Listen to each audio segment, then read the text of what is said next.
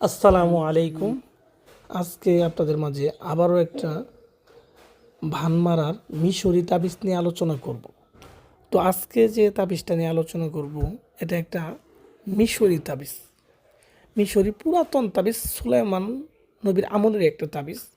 এটা শত্রুপক্ষকে ঘায়েল করার জন্য ব্যবহার করা হইতো। এটা এক প্রকার জিন চালানের মতো তাবিজ, মানে এই তাবিজটা চালান করা হয় জিনের মাধ্যমে। মোয়াক্কেল বলে বা জিন বলে, এদের মাধ্যমে তাবিজটা চালান করে শত্রুর ক্ষতি করা হয়। এবং এটা খুবই কার্যকরী।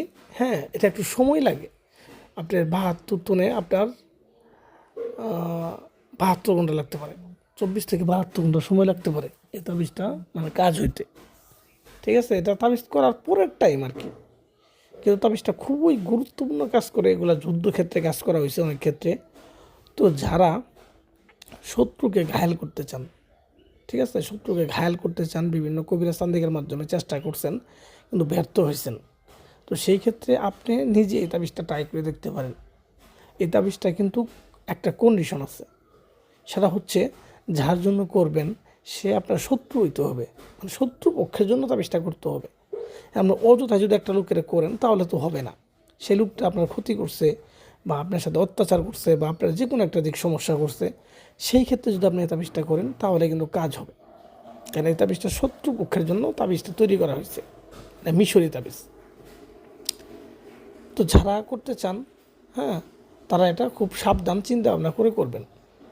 যেমন এমন একটা বিপদে পড়ছেন যে আপনি এই শত্রুকেও যদি আপনি না মারেন তাহলে আপনার নিজের অনেক ক্ষতি হইতেছে বা আপনার ৫টা লোকের ক্ষতি হইতেছে।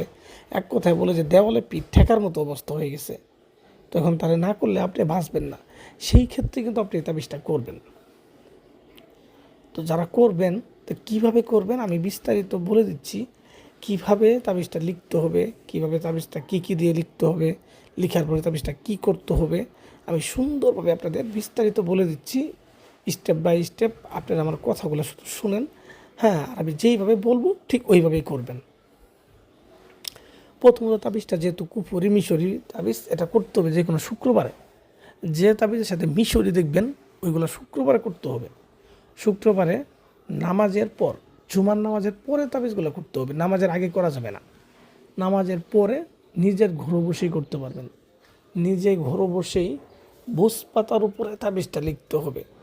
তাবিজ লেখার পূর্বে আপনি দক্ষিণ দিক মুখ করে বসবেন, জায় নামাজ বিছায়ে বসবেন, সামনে আগরবাতি মোমবাতি এগুলো বিছায়ে বসবেন, সামনে ধূপ জ্বালাবেন, শরীরে সুগন্ধি মাখবেন, খালি গায়ে তাবিজ লিখবেন। শুধু পরনে একটা কাপড় থাকবে, মানে শরীর উপরে গাটা যেন খালি থাকে, এরকম খালি গায়ে তাবিজ লিখবেন। তো লিখবেন বুস পাতার উপরে। বুস পাতার উপরে আপনার এই কুমকুম আর নিম পাতার রস, কুমকুম আর নিম পাতার রস এই দুটো মিশ্রিত করে দেখবেন কালো রঙের কালি হবে, কালো রঙের কালিম হবে। এই কালি দিয়ে আপনার নিম গাছের ডাল কেটে কলম বানাবেন। নিম গাছের ডাল কেটে কলম বানাবেন। সেই কলম ধারা বুস পাতার উপরে আপনি 2টা তাবিজ লিখবেন। আমি যেভাবে বলছি ঠিক এইভাবেই আপনি 2টা তাবিজ লিখবেন। লিখার পরে তাবিজের মধ্যে যে নামগুলো দেওয়া আছে এই নামগুলো লিখে দেবেন। যাকে করবেন শত্রুর নাম এবং শত্রুর বাবার নাম, নামগুলো সুন্দরভাবে লিখে দেবেন। 2টা তাবিজে কিন্তু লিখে দেবেন এবং নামগুলো অবশ্যই আরবিতে লিখবেন, সঠিকভাবে লিখবেন।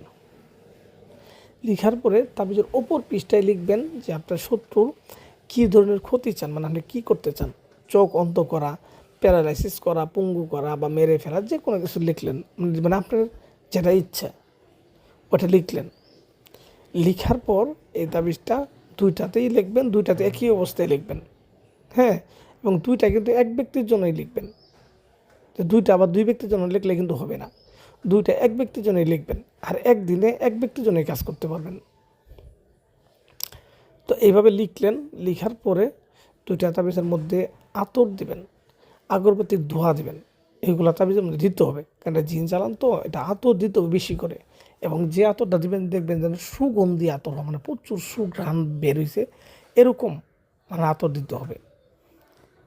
তো দেওয়ার পর এটাকে আপনি সুন্দর করে পেঁচায়ে 2টা রূপার মাদুলিতে ভরবেন, 2টা রূপার মাদুলির মধ্যে ভরবেন।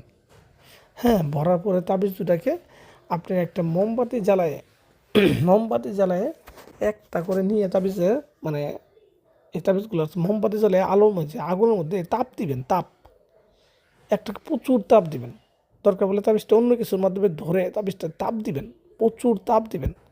দেওয়ার পর আবার আরেকটা নিয়ে ওইটাকেও প্রচুর তাপ দিবেন, এরকম তাপ দিতে থাকবেন, ঠিক আছে? তাপ দিয়ে এগুলাকে পানির মধ্যে চুবাই দিবেন, একটা মাটির ঠুলির মধ্যে পানি দিয়ে ওই পানির মধ্যে চুবাই দিবেন, এভাবে রেখে দিবেন। হ্যাঁ, রেখে দেওয়ার পর আপনি দেখবেন যে আপনার কাঙ্ক্ষিত শত্রু 72 ঘন্টার মধ্যে আপনার যেটা চাচ্ছেন সেটাই হবে। এগুলো পরীক্ষিত। তারপরও যদি কোনো কিছু জানার থাকে আমার মেসেজ করতে পারেন, কমেন্ট করতে পারেন, আমি সুন্দর করে বুঝিয়ে দেবো কোনো সময়।